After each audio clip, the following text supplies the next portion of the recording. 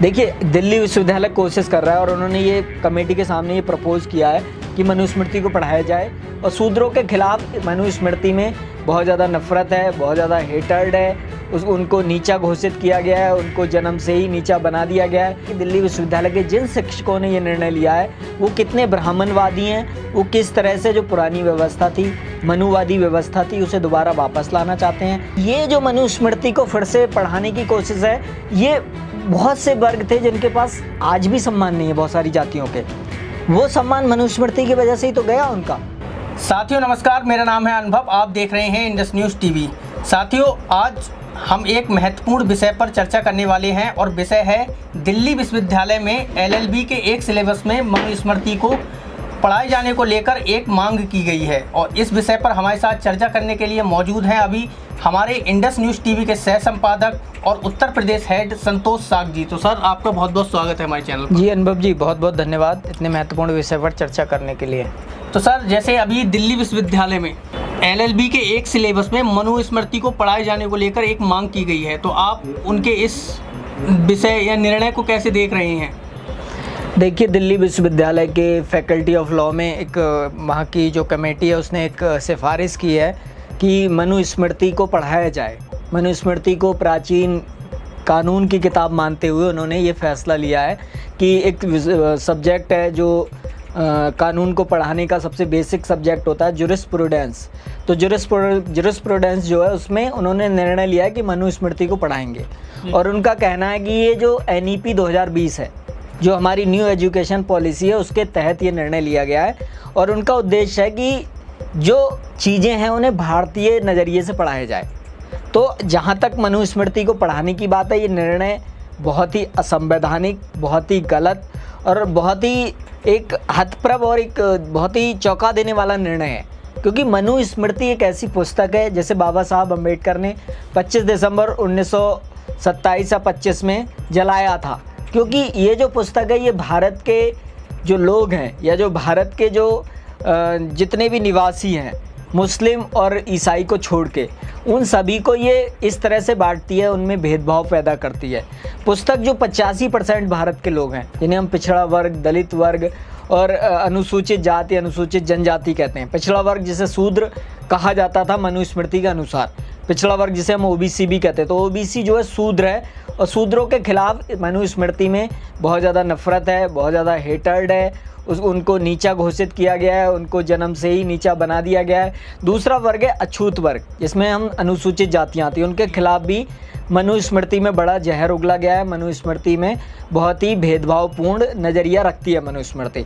तो मनुस्मृति एक ऐसी किताब है जो समाज को, भारतीय समाज को दूषित करने के लिए, भारतीय समाज को गंदा करने के लिए, भारतीय समाज में ऊंच नीच फैलाने के लिए, भारतीय समाज में शोषण की व्यवस्था स्थापित करने के लिए जिम्मेदार है।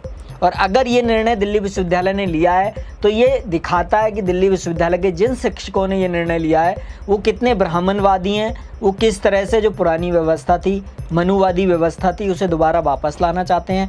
और वो लोग चाहते हैं कि जो 85% लोग जो ऊपर उठकर आ रहे हैं, जो पिछड़ी वर्ग की जातियां हैं, जिसमें आप बहुत सारी पशुपालक जातियां, कृषक जातियां, कामगार जातियां हैं, वो जो ऊपर उठ के आई हैं, तो उनकी वजह से उन्हें कहीं ना कहीं छेड़ हो रही है। वो दलित वर्ग की जातियां जिनके साथ ये कभी, जिन्हें चप्पल नहीं पहनने देते थे, कभी जिन्हें अपने साथ बैठने नहीं देते थे, जिन्हें पानी तक नहीं पीने देते थे सार्वजनिक स्थल से, वो लोग उठ के आ रहे हैं। तो उनको फिर से कहीं ना कहीं डिह्यूमनाइज करने की, उनका अपमान करने की और उनको अपमानित करके ये जो मनुस्मृति ऐसे, अगर इसे ये लोग यहाँ पढ़ाने की कोशिश कर रहे हैं तो कल को इसे, इसके जो असंवैधानिक नियम है उन्हें कानून में लाने की भी कोशिश कर सकते हैं। तो बहुत ही गलत निर्णय है। मैं इसका बहुत ही पुरजोर तरीके से विरोध करता हूं और इसे तुरंत वापस लेना चाहिए। दिल्ली विश्वविद्यालय को तुरंत इस पर विचार करना चाहिए। सुप्रीम कोर्ट और सरकारों को भी दिल्ली विश्वविद्यालय के इस कदम पर कहीं ना कहीं सक्रिय होना चाहिए। तो सर, जैसे कि अभी इस फैसले पर विचार व्यक्त किया जा रहा है, अगर ये फैसला लागू हो जाता है तो इसका क्या असर पड़ने वाला है, क्या प्रभाव पड़ने वाला है? देखिए, दिल्ली विश्वविद्यालय कोशिश कर रहा है और उन्होंने ये कमेटी के सामने ये प्रपोज किया है कि मनुस्मृति को पढ़ाया जाए। तो ये फैसला बहुत कुछ तय कर रहा है, बहुत कुछ। जैसे मैंने कहा कि कोशिश ये है कि विश्वविद्यालयों में जो तथाकथित अपर क्लास जातियों के लोग हैं, मुझे नहीं लगता जिस कमेटी ने मनुस्मृति को पढ़ाने का एक फैसला करने की कोशिश की है या उस पर बात की है, उसमें एक भी पिछड़े वर्ग का, पिछड़ी जातियों का, पशुपालक, कृषक, कामगार जातियों का, अनुसूचित जातियों का, जैसे दलित जातियों का कोई भी व्यक्ति उसमें शामिल होगा। कोई भी व्यक्ति उसमें शामिल नहीं है। और ये पूरी तरह से कोशिश है जो वर्ग, जिन वर्गों का अपमान किया गया मनुस्मृति के माध्यम से, जैसे बाबा साहब अम्बेडकर ने, हमारे संविधान निर्माताओं ने संविधान की व्यवस्था से बाहर कर दिया। मनुस्मृति ऊंच नीच, भेदभाव और विभिन्न लोगों को अलग अलग तरह के अधिकारों की बात करती है, लेकिन हमारा संविधान जो है बराबरी की बात करता है। तो बाबा साहब के उस निर्णय के, बाबा साहब के उस संविधान के, बाबा साहब के उस प्रयास के खिलाफ ये कोशिश की जा रही है। और अगर ये पढ़ाना शुरू हो जाता है, जूरिस्प्रूडेंस जो सब्जेक्ट है उसमें अगर मनुस्मृति को पढ़ाया जाता है, मुझे पता चला कि कोशिश ये भी हो रही है कि वहाँ पर जो अर्थशास्त्र है कौटिल्य का, जो अर्थशास्त्र कम है और बल्कि समाज को दूषित करने की ज़्यादा योजना है। और ये अर्थशास्त्र प्राचीन भारत का नहीं है, इसके कोई एविडेंस प्राचीन भारत में नहीं मिले हैं। ये बहुत ही जल्दी में किसी ने चाणक्य के नाम से ये पुस्तक लिखी है, तो उस पुस्तक को भी पढ़ाने की कोशिश कर रहे हैं ये लोग।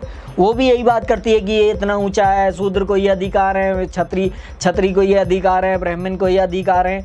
तो ये जो इनइक्वालिटी है, ये जो इनइक्वालिटी, हम इससे कहीं आगे बढ़ रहे हैं, हम कोशिश कर रहे हैं इससे बाहर निकलें, हम कोशिश कर रहे हैं बराबरी, समानता, समता स्थापित हो।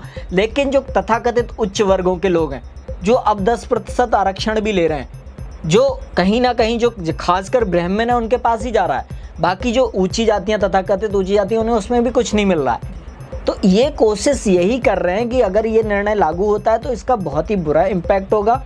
और जो बच्चे वहाँ पढ़ने आ रहे हैं, जो पिछड़े वर्गों के, दलित वर्गों के बच्चे वहाँ पढ़ने आ रहे हैं, उन पर बहुत बुरा असर पड़ेगा, क्योंकि उसमें ये भी बताया जाएगा कि ये शूद्र हैं, शूद्र कौन है वो भी पता चलेगा। तो जब इसे पढ़ाया जाएगा तो किस तरह से पढ़ाया जाएगा, मेरे तो ये समझ में नहीं आ रहा है, क्या उद्देश्य है ये भी समझ में नहीं आ रहा है। तो देखिए चीज़ें धीरे धीरे क्लियर हो रही हैं और इसका विरोध भी कहीं ना कहीं जो स्टूडेंट्स हैं, पिछड़े वर्ग के, दलित वर्गों के लोग कर रहे हैं, इसका हम सबको विरोध करना चाहिए। अगर ये पढ़ाया जाएगा तो बहुत ही इसके एडवर्स, बहुत ही गलत प्रभाव होंगे। जैसे सर आपने कहा विरोध, तो विरोध दिल्ली विश्वविद्यालय के कई शिक्षकों ने इस मांग को लेकर विरोध भी किया है। तो आप उनके इस निर्णय को कैसे देख रहे हैं, क्या उनका करना सही है? बिल्कुल, देखिए दिल्ली विश्वविद्यालय के बहुत सारे शिक्षक हैं, बहुत एक डेमोक्रेटिक कोई टीचर्स एसोसिएशन है जिसने निर्णय लिया है कि जिसने जो योगेश सिंह है, जो वाइस चांसलर है दिल्ली विश्वविद्यालय के, उसे लेटर भी लिखा है कि ये बहुत ही गलत निर्णय है। मुझे लगता है कि वाइस चांसलर को इस पर विचार करना चाहिए। वाइस चांसलर या जिन लोगों ने ये निर्णय लिया वो कानून तो पढ़ते ही होंगे। बाबा साहब पहले कानून मंत्री थे और उन्होंने जो मनुस्मृति थी वो कहीं ना कहीं वैवाहिक नियमों पे भी लागू होती थी, तो मनुस्मृति को वैवाहिक नियमों से भी हटा दिया गया। आज जितने भी वैवाहिक नियम हैं वो हिंदू कोड बिल से तय होते हैं। जितने भी ब्राह्मण, शैव, वैष्णव, बौद्ध, जैन, सिख, जितने भी इंडियन रिलीजन है, इंडिजिनस रिलीजन है, उन सभी के जो फैसले वो हिंदू कोड बिल से होते हैं। तो मनुस्मृति पे ऐसे समय में लागू करने, पढ़ाने की कोशिश करना, जब बात बहुत आगे बढ़ चुकी है, तो शिक्षकों ने एक बहुत अच्छा निर्णय लिया है। इसका विरोध होना चाहिए, पूरे देश में इस निर्णय का विरोध होना चाहिए।